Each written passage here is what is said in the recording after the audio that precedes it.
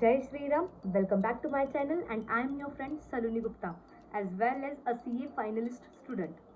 So this video is regarding all about my own opinion and review of group 2 classes of the faculties which I have been taken. So just let's start. Guys जैसे कि आप लोगों को पता है कि मैंने group 2 अभी रिसेंटली पास आउट हुई हूँ और ग्रुप 2 में सिर्फ मुझे 2 ही सब्जेक्ट्स देने थे, एक ऑडिट था and second was FMSM. So audit मैंने नीरज अरोरा सर से लिया था, उनकी 2 बुक्स मिले थे, एक क्वेश्चन बैंक था एंड सेकंड वाज चैप्टर वाला बुक। ये चैप्टर वाला बुक है और ये क्वेश्चन बैंक है। क्वेश्चन बैंक तो ब्लैक एंड वाइट था जिसमें पास्ट ईयर के क्वेश्चन जो भी पास्ट ईयर के जितने भी क्वेश्चंस आए थे विद आईसीआई सजेस्टेड आंसर्स थे, एमटीपी आरटीपी के क्वेश्चंस कवर हुए थे as well as ICI study material में जो सारे जितने भी सारे क्वेश्चंस थे वो सब भी सर ने अपने बुक्स में इंक्लूड कर रखा था। सेकेंड चीज़ आता है कि जो ये चैप्टर वाली बुक थी ये इतनी कलरफुल है, आप देख सकते हैं। हालांकि मैंने एग्ज़ाम में यही बुक रेफ़र किया था बट एक चीज़ मुझे लगी कि नीरज सर ने ये बुक काफ़ी कलरफुल बना के रखी है।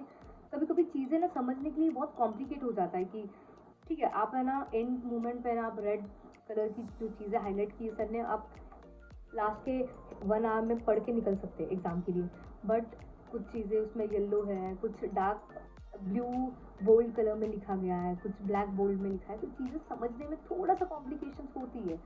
सो बुक्स मुझे इतने खास नहीं लगे बट ठीक है, मतलब ये टोटली मेरा ओपिनियन है, नहीं तो कमेंट सेक्शन में मुझे बहुत गालियाँ पड़ेंगे, लोग बोलेंगे कि एक्स वाई जेड जो भी है।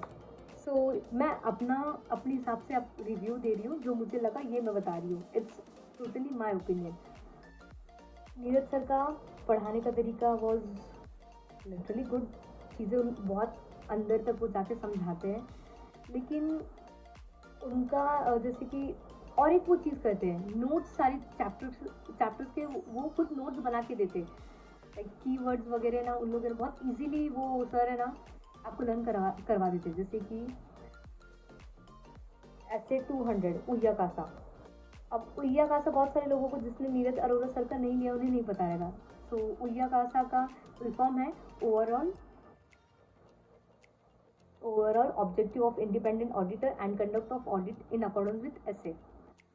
सो ये है उय्या कासा का फुल फॉर्म, जो मुझे अभी तक याद है, शायद सीए फाइनल होने के बाद भी मैं भूल नहीं पाऊँ, वो अभी तक दिमाग में है। तो ऐसे बहुत सारी एसेज है, सर ने यू लर्न करवा के रखा है, जैसे कि 500 ऑडिट एविडेंस वगैरह वाला हो गया, वो सारी चीज़ें ये बहुत इजीली लर्न करवा देते हैं।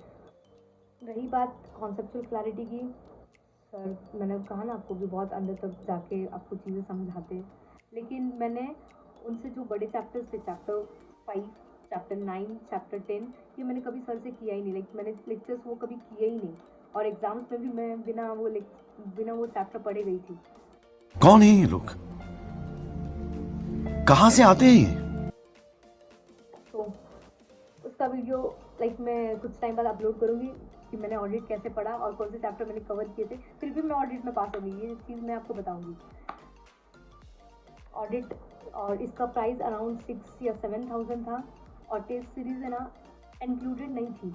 सो अगर गाइस आपको अगर टेस्ट सीरीज़ इंक्लूड करना पड़ेगा तो एक्स्ट्रा चार्जेस भी इंक्लूड होंगे, बाकी और कोई प्रॉब्लम नहीं था। तो सेकेंड सब्जेक्ट आता है वो एफएमएसएम है, जो मैंने राहुल गर्ग सर से ली थी।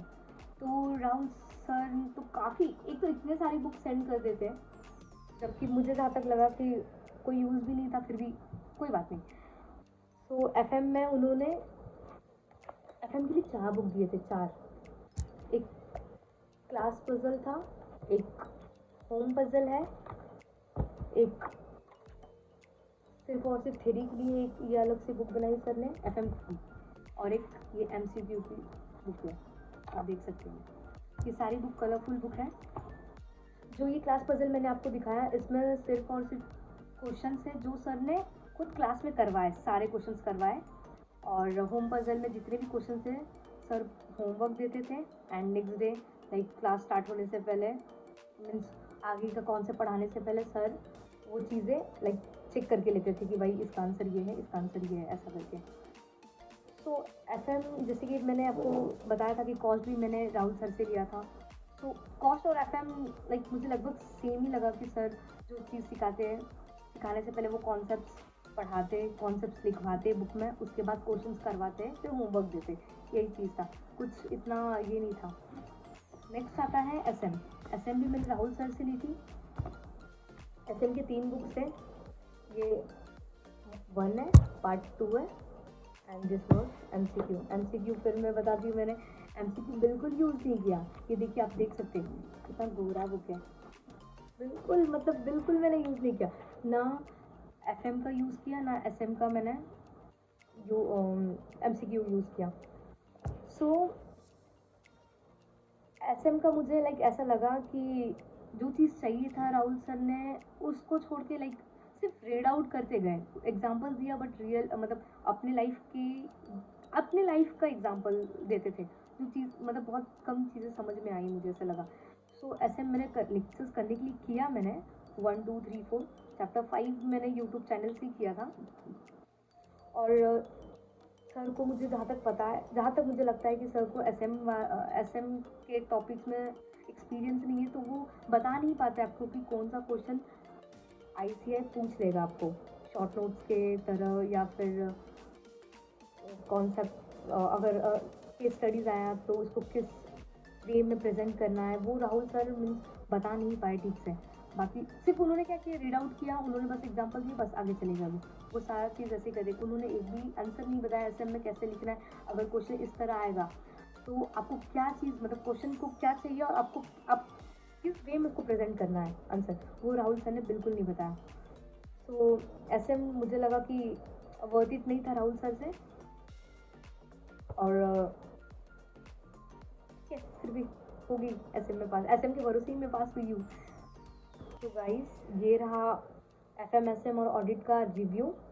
और फिर से मैं मेंशन करना चाहती हूँ कि this was my own opinion, किसी के बेसिस पे मैंने बोला नहीं है। सो अगर आपको कोई भी डाउट रहे तो आप मुझे कमेंट कर सकते हैं। थैंक यू, मिलते हैं नेक्स्ट वीडियो में बहुत जल्दी। जय बजरंगबली।